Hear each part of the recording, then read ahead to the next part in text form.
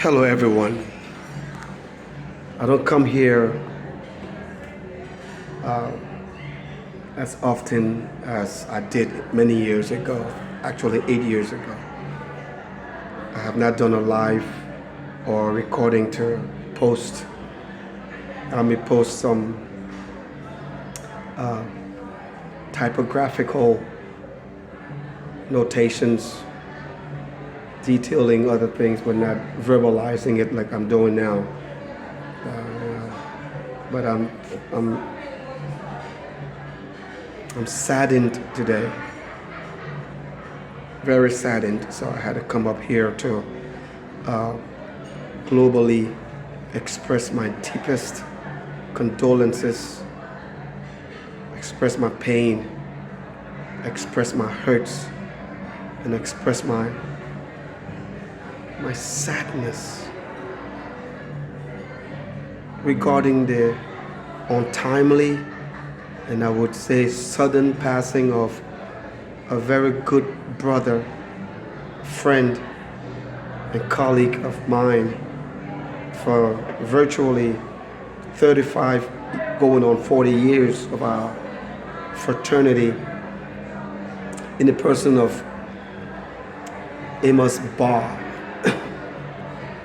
or some would say B-A-H, or others call him Pastor Ba, and others call him Bishop Amos Greatness Ba. I feel so bad, I feel so hurt when I got the news and went on the media to validate people's life when it is mentioned as a cliche, as most people think it is, and as actually, because it's said all the time but carelessly, life is too short. It's literally real that life is short. We are on this earth not knowing when our days are up, our numbers are up. Those of us who are well and not incarcerated on death row, those are the only people that know when their days are up, because they'll let them know that they're going to be executed today, tomorrow, or a specific date. But other than that, none of us knows. That's why we have to live in accordance with the dictates of the scriptures, or whatever religion you are attached to, be it Islam, Christianity, Buddhist, Jehovah's Witness, Jesus Christ for Latter-day Saints, just to name a few, whatever you are attached to. Those religions and denominations have bylaws and constitutions embedded, ways for us to live, to be fair and just with our fellow man, something that all of us are negligent of, including me. Broken it many times, hurt fellow men, neighbors. But we have to live according to those standards. Then we have to work hard for our livelihood. Then we have to enjoy ourselves. You see something you want to wear, buy it. Don't be stacking money up like you're going to enjoy it 10 years from now. Most of you don't even know that whether you're going to make retirement. For those who are working and saving up, none of us knows when death is going to ignite a call upon our lives to go. Amos Ba and I met. We encountered each other 1990, yeah, that's exactly 33 years ago, when Ekomok was rounding people up that broke curfew. He had gone to hustle, I too had gone to hustle. young men those days, looking for daily bread. So sometimes you go out there on Broad Street and you get delayed by those who you went to beg. That's what we literally did those days. Young boys, smart, but there was no source of income. So we went to offices to just hustle. When the ceasefire was on, the interim government and everything was on. But then, so whilst coming home, curfew booked us, and there was a checkpoint around the mansion area, and we were taken in. I won't say arrested, but detained. And the ECOMOG soldiers those days, they had laundry to be done, they had pots and ditches to be washed, they had the grass to be cut on the various bases where they were posted. So they will, catch detained curfew breakers and take them, I would say us, but take them to the bases, to Prince Johnson base, Foreman base at that time, all base at that time too, but because they were around there at the junction. There was a bridge, I forgot the names of those places now, going towards Caldwell, but there was a small bridge down there where Theophilus, one of Liberia's education ministers those days, had his house, and that was one of their bases. So they took us there, and while we were there, then they brought another batch, and Amos was amongst the batch, and they put us in jail for that night. So in the morning, while we're there, we're talking from one thing to another, and then we became friends in the cell or the holding place. In the morning, they took us out. He went to the base, I think, to wash the pots, the big pots that they cooked the soldiers' food. And they took me to a muddy place to cut grass among some other people. And I was dressed that day. I had suit on, just to look presentable, so those who go on the back arms will not think that you are a nobody. And those days we used to make up little stories that we didn't have. I'm just being real, we go tell different stories. So when they saw how you dressed, they know that the story was true, but those stories weren't true. We were just looking for daily bread for our families, ourselves, actually. And that's how Amos and I became friends. And from that time of our temporary holding, they freed us that evening, and we exchanged addresses, and we became friends. I was even the best man at his first wedding. That's how long ago he and I have been friends, and we kept connected when my wife and I moved to the Ivory Coast. He was in Ghana, and I invited him to our church in Ghana on a few occasions to conduct crusades and revivals there. He invited me to the Buron camp. I think I'm saying it the right way, and to do revival with him on the camp as well. And my wife and I went there, and he hosted us, and we had beautiful sessions at the church there. Amos was a beautiful soul, kind-hearted, generous man, giving man, funny man, down-to-earth man. Now, most of you so-called pastors and bishops and other titles that you bear, you're so proud, you got so much pomposity in you, and you want people to fall down at your knees and bow down before you, and it should call you all these kind of names. He and I have been estranged for a while because of our various locations.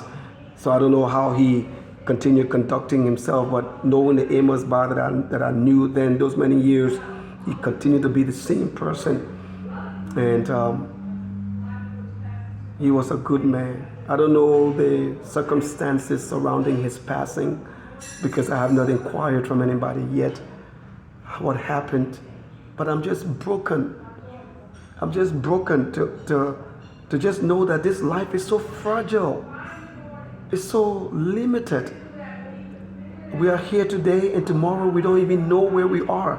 If we're not dying, then we are getting sick. having strokes and heart attacks that will cause us to be incapacitated.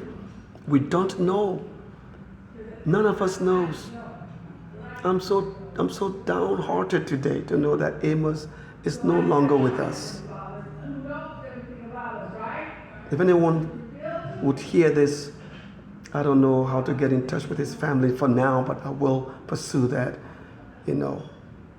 His wife, please have my deepest condolence. I'm sorry for your loss. All of our loss. I just came here to express my official sympathy, heartfelt sadness by his passing. Each time when a death so close like this occurs, it just draws me closer to knowing that this life is empty, void, and we should live the best of it while we have the chance. That's why I always propagate to people that live, because you don't know the time. Go to nice restaurants, eat, spend the money on some clothes that you like, help others, make their lives better. Serve God or whoever you believe in that is conducting your religious affairs, because none of us can be judge of anybody else's religion. None of us knows. You believe in the Bible, they believe in the Quran. You can't tell them they're wrong. They can't tell us we're wrong. It's just where we find ourselves, born in Christian homes and some of you born in Muslims homes. We can't come and tell you that Muhammad is wrong, or they can tell us that Jesus is wrong. None of us knows. At the end of the day, only God can validate everything, and would. Because just as you believe emphatically in the Bible, so do they in their Quran and their Buddhist book and other religious groups. They believe in their standards. So what I'm saying in short is that do diligence and live according to your standards that is amicable, incompatibility with good habits. I'm sorry that this thing happened to you, Amos. But just like you, so would I pass away one of these days, sooner or later. And my news will be spread, and so would you who are listening. Every one of us have, or has rather, our day. It's just a matter of time. May God continue to sustain all of his children and comfort them, his wife, his congregation, and all of the brethren around the world that he had impacted during his short lifespan on this earth.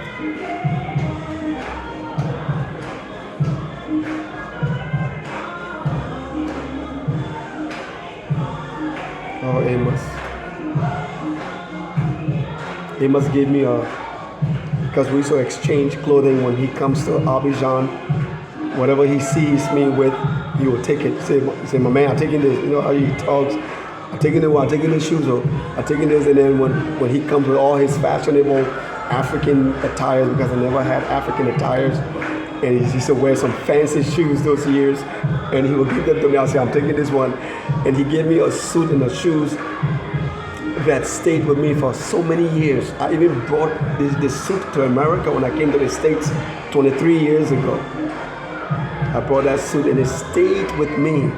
I wore that suit once in a while, a beautiful African attire. I will post it, I will find pictures, I have pictures of it, and I will post it so people can see the suit I'm talking about. They must give that suit to me. That was 1997, I remember, in Abidjan. And the shoes, I had to give it to somebody when I was leaving the Ivory Coast for the United States. But that suit, I couldn't give it to anybody. So was he. I gave him suits that he kept. And we had a very big radio set, CDs. Those days, they had just come up. Amos took it. He said, I'm taking this. But he couldn't carry it. He couldn't fit in his suitcase. So he told my wife and I when we visited him, we should bring it. I got pictures of that radio too. And us going to Ghana to go and see him at the camp. I will post that as well so you guys can see the radio I'm talking about. We're talking to Amos. I'm just citing these little, details of some things that we did together. I will miss you, my brother. I know you can't hear this, but just for those that are hearing, I'll miss him so much. I'll stop here for now. I can't even say may his soul rest in peace because I don't talk like that. I'm very different. I'm a different man of God. You can only rest in peace knowing that you are at rest. But when we die, we are dead. We don't even know that we are resting. We don't even know anything because we are nothing. We're just empty and void, like the scripture says. The dead knows nothing. Some people who say, oh, rest in peace, go take your rest. Nobody taking any rest. The body is dead. You rest when you are alive. So you come from work and you go and lie down. You know you're resting in your couch or your chair, watching TV, or just sitting reading, or just sitting down supinely. You know that you are resting. But when you are dead, that breath is out of you. You don't know anything. So that, rest in peace, it's absurd.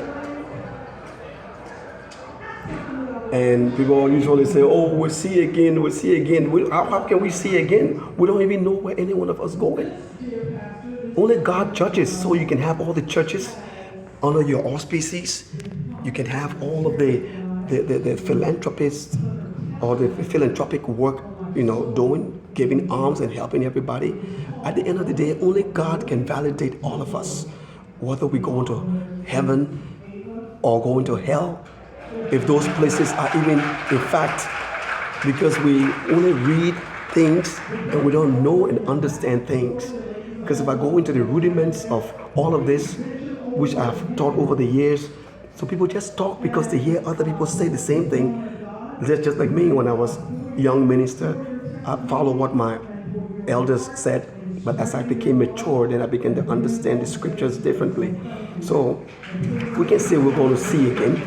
We don't know whether we're going to see again. Paul says, the evil I hate to do is the evil that I see myself doing. The good I want to do, I can't do the good I want to do. And we talk about grace. Yes, God's grace is there for all of us.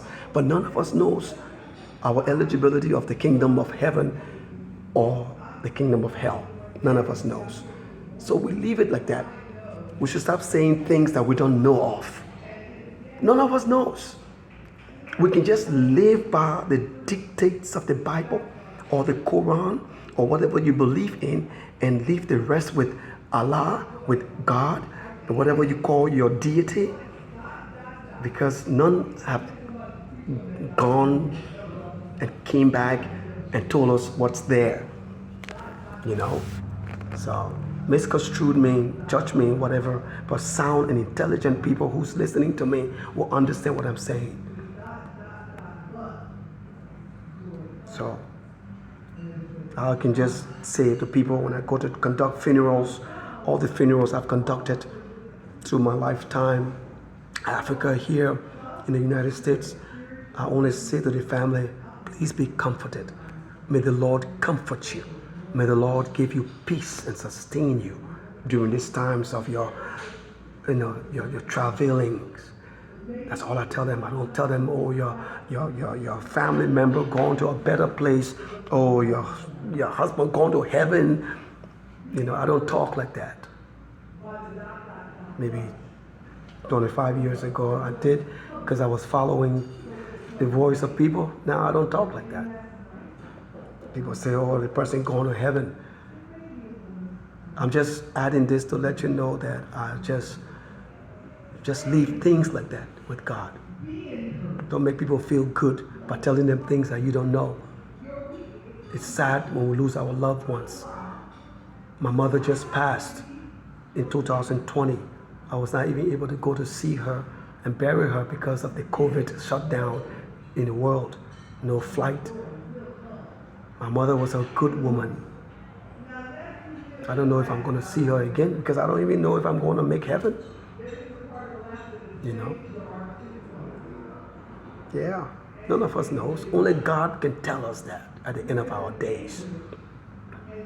And Mama is not in heaven because if you go through the scriptures, people say, oh, the person going to heaven. So when the trumpet sounds, God will take them from heaven and bring them down to be, risen from the dead again. Because it says the dead in Christ shall rise first. The sea shall give up its dead and hell shall give up its dead for everybody to be judged. So if people die and go to heaven, then the trumpet shouldn't be sounding because they're already in heaven. I don't know which other heaven some other people preach about. Oh, they will be in this other heaven. No. Stop listening to things. Be intelligent. Be intellectual. Understand the scriptures. Then you won't be deceived by things that people teach. The dead in Christ shall rise first. Rise from where? From heaven? That you have already said they're going to be? It sounds funny, right? But you don't know because you don't open your eyes to the scripture for yourself. You listen to people saying stuff. Yeah. None of us knows. All we know that when you die, you die. Your mother, your father, your brothers and sisters, your friends, you never hear from them anymore. You never see them. They're gone. Just like the generations before us, they've been gone. And until Christ comes, as we believe in the Bible, or in the Quran, if you're a Muslim, whatever your Quran teaches, until Allah can come back, nobody knows anything. Nobody knows. All you know is this life, this present life. That's all you know. I'm sorry, the Bar family. Some of the sicknesses that people die from in Africa, people don't die here from it. Sometimes they die here, but it takes a long time because there's medication to keep the person up, keep them alive for longer periods, including me. My wife just had a stroke and she nearly died. Had she been in Africa, she would have passed away. But the technology here, the advanced medication here, the doctors here, very proficient. So she's still alive, still struggling. I'm still alive, still struggling. I've been hospitalized on countless occasions. Had I been in Liberia, I would have been dead many years ago from sicknesses in my body, heart, and other illnesses. Seriously. So people die for nothing in Africa, things that they could be saved here from. It's time for, I cannot even say it because it's not going to work. But it's a sad thing that's going on in Africa, or I would say in Liberia. Let me talk for Liberia, where I'm from. Poor health care, poor medical care, nothing's there. So people just die from diabetes, high blood pressure, things that can be controlled here. Stroke. I'm sorry. May God bless all of us and keep us safe. Eat healthy. Leave sugar. Leave a lot of salt and a lot of sugar. If you can, people give you money. Take yourself to some of those useless clinics there. They will check you and stuff like that. People don't even check themselves in Africa because the money they have is just enough for food. In Liberia, no money to go to the hospital to check themselves. So if something happening in there, they don't even know. And one day when that thing exacerbates and destroys their lives, then they blame it on some sort of old lady in their family. Oh, she wished the person, or this person went to the office and they had confusion with this man. The man said, oh, I'm the last person you would talk to. Then they'll say that the man killed them through witchery. When something been going on in there, whether it was tumor, high blood pressure, diabetes, and you're just eating, I don't know, and those things, they become detrimental over time. It's sad how people just dying for nothing in Africa, in Liberia. Oh God. I'm sorry. I'm sorry, and I'm so sorry.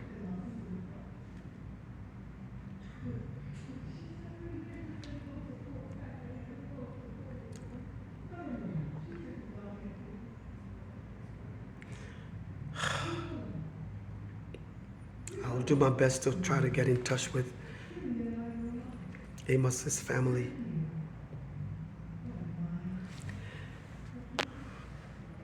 Goodbye, everybody.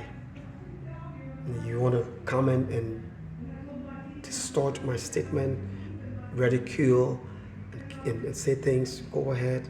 I don't get angry or upset with anybody who wrongly comments on my postings. You are free, you are at liberty. People who get angry because people say negative things on things they post, why are you getting angry? It's the person's opinion, it's how they feel. Be intelligent, be civilized. Don't get angry. Everybody will not say good things about you. That's how Amos and I, that's how we were. We didn't keep grudges for anybody. We didn't envy anybody. Whatever you have is yours. I'll be happy for you, you know? God will give me mine. So it is with people when they say negative things about you. Amos and I will always say, just don't be wrong of it. And most of the things that people have said of me, I've been wrong of it. And likewise, Amos, he's been wrong of it. People like to lie and cover up themselves. No, when you're guilty of something, admit it. I've always admitted my guilt. Never cover it up. Some of the things that people have heard of Pastor Walker, Dr. Walker, Kofi, Alexander, Lancelot, Galactophus, they've been true. We all made mistakes in time past.